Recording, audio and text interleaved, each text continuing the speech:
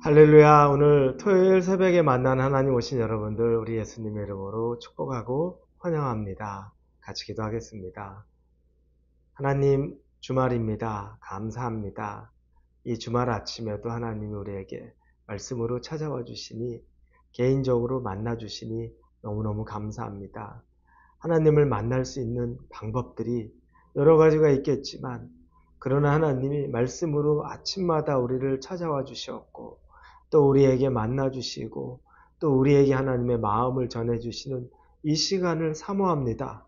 이 시간에 하나님의 마음과 저의 마음이 동일화되는, 하나로 합쳐지는, 그래서 도전이 되고 결단이 되고 변화가 일어나는 시간이 되도록 인도하여 주시옵소서.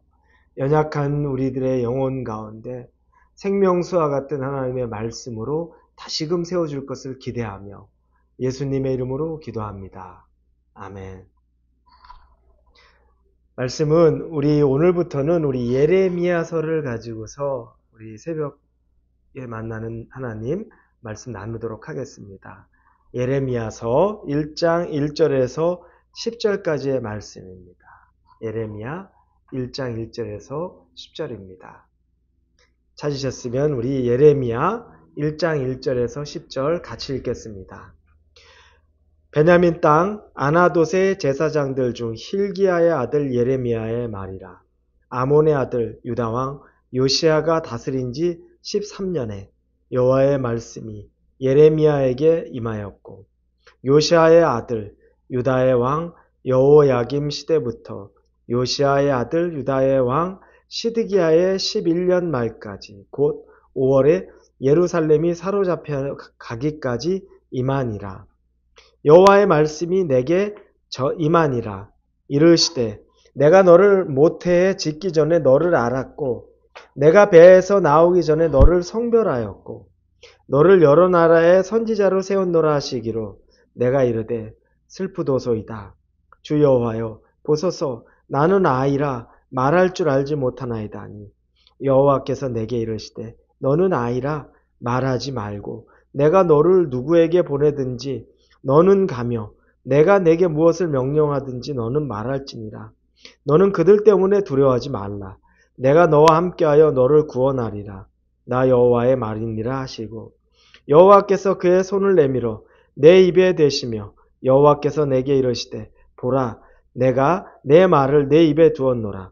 보라, 내가 오늘 너를 여러 나라와 여러 왕국 위에 세워 내가 그들을 뽑고 파괴하며 파멸하고 넘어뜨리며 건설하고 심게 하였느니라 하시니라. 아멘. 예레미야는 힐기야라는 제사장의 아들로 태어납니다. 힐기야라는 제사장의 아들. 그래서 예레미야는 또 제사장 가문에 자신도 제사장이 되는 거죠. 한번 제사장은 또 영원한 제사장 가문이기 때문에 그렇습니다. 그런데 그가 한 20세 정도 되었을 때에 이 선지자의 사명, 예언자의 사명을 하나님으로부터 받습니다. 그때는 이 유다 요시야 왕 때의 일입니다. 요시야 왕, 사실 그가 태어난 건 므낫세라는 왕 때 태어났죠. 근데 므낫세는 굉장히 아주 악했던 유다의 왕입니다.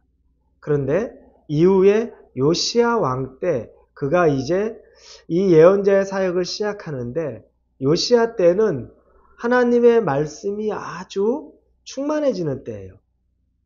그 요시야라는 왕이 종교개혁을 하죠. 그래서 온 나라에 있는 이방신들, 우상들을 그냥 무너뜨리기 시작합니다. 그리고 성전을 또 보수하고 성전을 새롭게 하는 일들을 하죠. 그러는 과정 가운데 성전 안에서 율법을 발견하던 일이 있었습니다. 그리고 그 율법을 통해서 모든 백성에게 그 율법을 알려주며 서로 애통해하며 하나님에게로 다시 나가는 모습, 그게 바로 요시야 왕의 개혁이라고 말하는 그때의 일입니다. 그때 그는 부름을 받습니다. 그런데 요시야 왕이 애굽과의 전쟁에서 죽습니다. 그리고 그 뒤를 이어서 여호아스 또 여호야김 여호야긴, 그리고 시드기야 왕이라는 이 왕을 통해서 나머지 왕들, 다시 하나님을 멀리하고 우상을 숭배하고 죄로 가득한 나라 있었던 그때에 바로 본격적으로 이 예레미야가 활동하게 되는 겁니다. 예레미야는 눈물의 선지자. 왜냐하면 그 당시에 남유다의 멸망을 이야기하죠. 그러니 그 유다에 있는 사람들이 모두 예레미야를 싫어합니다. 따돌리고 욕하고 때리고, 그리고 나중에 심지어 예레미야는 애굽으로 끌려가서 그곳에서 생을 마감했다고 알려지고 있습니다. 개인적으로 보면 참 안타까운 삶을 사는 거지만 그는 하나님의 부름을 받고 그 어지러운 세상에 하나님의 말씀을 전하던 사람입니다. 그런데 이 예레미야는 절망의 것, 너희들 곧 멸망할 거야, 뜻을 돌이켜, 그 얘기만 전한 것이 아니라 하나님은 예레미야 선지자를 통해서 멸망을 넘어서선 회복까지 이야기를 합니다. 중요하죠. 늘 넌 망할 거야, 넌 안 될 거야, 부정적인 얘기만 하는 것이 아니라 너가 죄에서 돌이키기만 하면 너는 다시 회복될 거야 라고 하나님이 말씀하는 장면이 이 예레미야를 통해서 낱낱이 그 유다에게 전달되는 겁니다. 자, 이렇게 예레미야가 이제 하나님의 말씀에 서서 유다의 회개를 촉구합니다. 그런데 유다는 반응하지 않죠. 그래서 아까 말한 대로 예레미야의 말들은 나중에 현실이 돼요. 그래서 바벨론의 포로로 끌려가고 그들이 그곳에서 종살이하는 일들이 생겨납니다. 자, 이렇게 하나님이 예레미야를 이 난세의 예언자요 선지자로 부른 것입니다. 근데 저는 그 모습을 보면서 한편으로 감사하더라고요. 우리는 이 세상이 다 꺼져가고 더 이상 세상에 소망이 없고 세상은 절망적이고 하나님의 존재는 찾을 수 없다고 생각하지만 그렇지 않습니다. 하나님은 이 세상에도 당신의 마음과 당신의 메시지를 이미 준비하고 있습니다. 그건 그가 태어나기도 모태에 있기 전부터 하나님이 계획했다고 말씀하십니다. 5절에 보니 내가 너를 모태에 짓기 전에 너를 알았고 내가 배에서 나오기 전에 너를 성별하였고 너를 여러 나라의 선지자로 세웠노라 라고 말합니다. 하나님은 그를 이 어려운 세상, 난세라고 말하는 그 풍전등화의 유다를 위해서 미리 준비시켜 놓은 겁니다. 우리에게도 어려운 상황이 지금 있습니까? 하나님은 미리 준비해 둔 것이 있습니다. 준비해 둔 사람이 있고 준비해 둔 환경이 있다는 겁니다. 대신에 우리가 들을 귀가 있어야 되고 순종할 마음이 있어야 하는 거죠. 하나님은 나라가 끊어질 때 메시지가 없다, 하나님의 존재가 없다, 절대 그렇게 하지 않습니다. 메시지가 없는 세대가 아니라 하나님의 말씀이 없는 세대가 아니라 말씀은 있는데 말씀에 순종하지 않는 세대인 것 뿐입니다. 하나님의 사람이 없는 세대가 아니라 하나님의 사람의 메시지를 듣고 싶지 않는 세대에 불과한 겁니다. 그러니 여러분 하나님이 없는 것처럼 말하지 마십시오. 하나님이 계시지 않는 것처럼 절망하지 마십시오.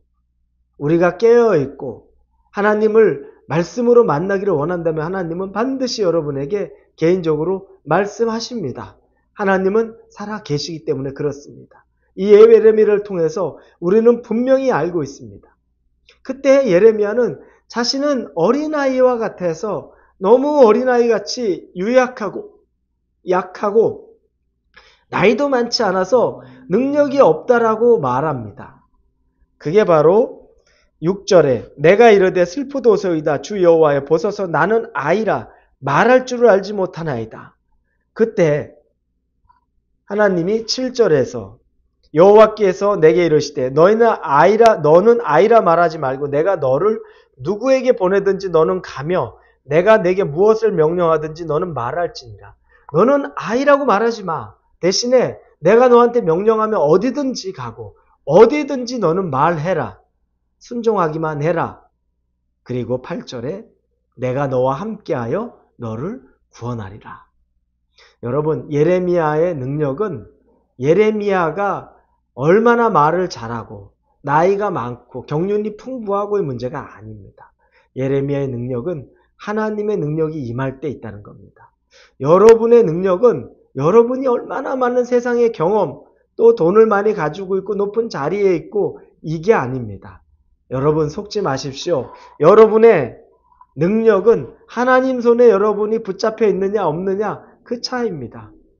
우리가 그래서 교회에 중직들, 목사들 그 자리가 그 사람을 만든다? 그렇게 생각하지 마십시오. 어떤 자리에 있어도 하나님에게 순종할 마음이 없으면 그 사람은 무능한 사람인 것 뿐입니다. 반면에 하나님에게 순종할 준비가 돼 있으면 하나님의 능력 주시고 하나님의 능력으로 일해 나가는 겁니다. 그리고 9절에 보니까 여호와께서 그의 손을 내밀어 내 입에 대시며 여호와께서 내게 이르시되 보라 내가 내 말을 내 입에 두었노라. 하나님이 그 손을 입에 대죠. 내가 내 말을 너의 입에 넣어준다. 그러니 너는 순종하기만 하면 된다라고 말합니다. 여러분 이 얼마나 우리에게 도전이 됩니까? 하나님이 다 먹여줍니다. 다 입에 떠다 줍니다. 우리에게 요구하는 건 순종하는 마음, 전적으로 하나님만 붙드는 마음, 그거 하나 요구하는 겁니다. 그러니 여러분 우리 다른 거 생각할 필요 없습니다. 저는 개인적으로도 굉장히 이게 도전이 됐습니다. 그렇구나.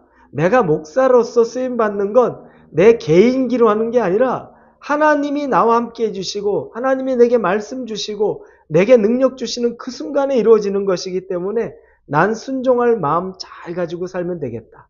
하나님 앞에 정말 하나님 앞에 선한 마음으로 주 앞에서 그렇게만 서면 능력은 하나님이 주시는 것이라.